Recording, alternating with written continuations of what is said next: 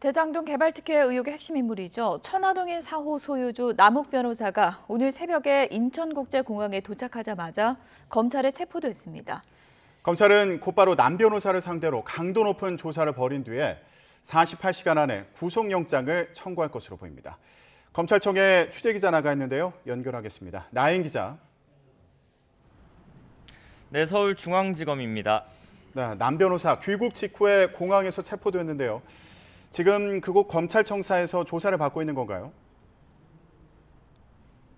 네, 오늘 새벽 인천국제공항에서 체포된 남욱 변호사는 아침 7시쯤 이곳 서울중앙지검 청사로 압송됐습니다. 수사관들과 함께 호송차를 타고 온 남 변호사는 지하 주차장을 통해 청사 내부로 들어갔습니다. 남 변호사 신병을 확보한 검찰은 체포 시한인 48시간 안에 구속영장 청구 여부를 결론 내야 하는 만큼 곧바로 변호인 입회 아래 피의자 조사를 시작한 것으로 파악됐습니다. 남 변호사가 대장동 사업에 어떻게 관여했는지, 정관계 로비 의혹의 진상은 무엇인지 집중적으로 캐물을 것으로 보입니다. 우리 시각으로 어제 오후 미국 LA 국제공항을 출발한 남 변호사는 오늘 새벽 5시쯤 인천공항에 도착했습니다. 서울중앙지검 전담수사팀은 미리 법원에서 발부받은 체포영장으로 곧바로 남 변호사를 체포했습니다. 체포영장에는 뇌물공여, 약속 등의 혐의가 적시됐습니다. 수사관과 함께 입국 게이트에 모습을 드러낸 남 변호사는 취재진의 질문에 죄송하다는 말만 하고 묵묵부답으로 일관했습니다. 네, 남 변호사는 줄곧 이번 의혹의 핵심 인물로 지목이 되었는데요. 어떤 역할을 했습니까?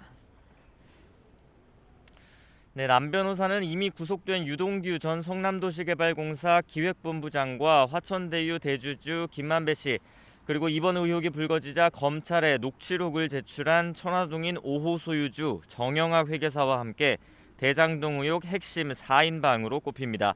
화천대유 관계사 천화동인 4호의 실소유주로 대장동 사업으로 배당금 1,007억 원을 받은 것으로 알려졌습니다.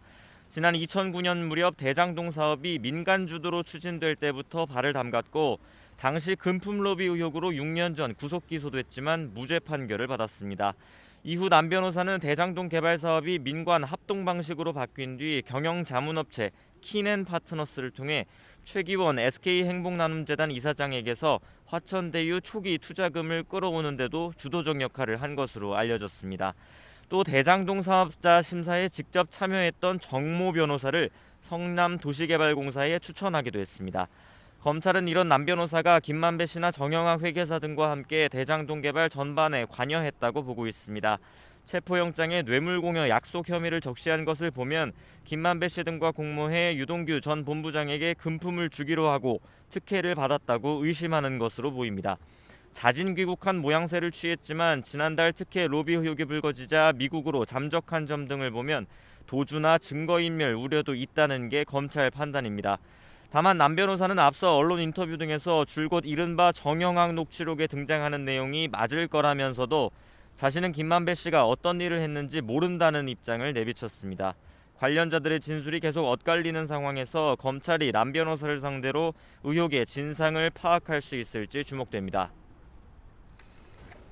네, 오늘 경기도를 상대로 한 국정감사 외에도 대검찰청 국정감사도 예정돼 있는데 역시 대장동 개발 특혜 의혹이 화두가 되겠죠. 네, 국회 법제사법위원회는 잠시 뒤인 오전 10시부터 이곳 서울중앙지검 바로 옆에 있는 대검찰청에서 국정감사를 진행합니다.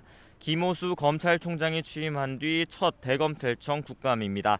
오늘 국감에서도 대장동 의혹은 핵심 화두가 될 전망입니다. 국민의힘은 김만배 씨의 구속영장이 기각되고 성남시청 압수수색이 늦었다는 일각의 지적 등을 앞세워 검찰 수사를 질타할 것으로 보입니다.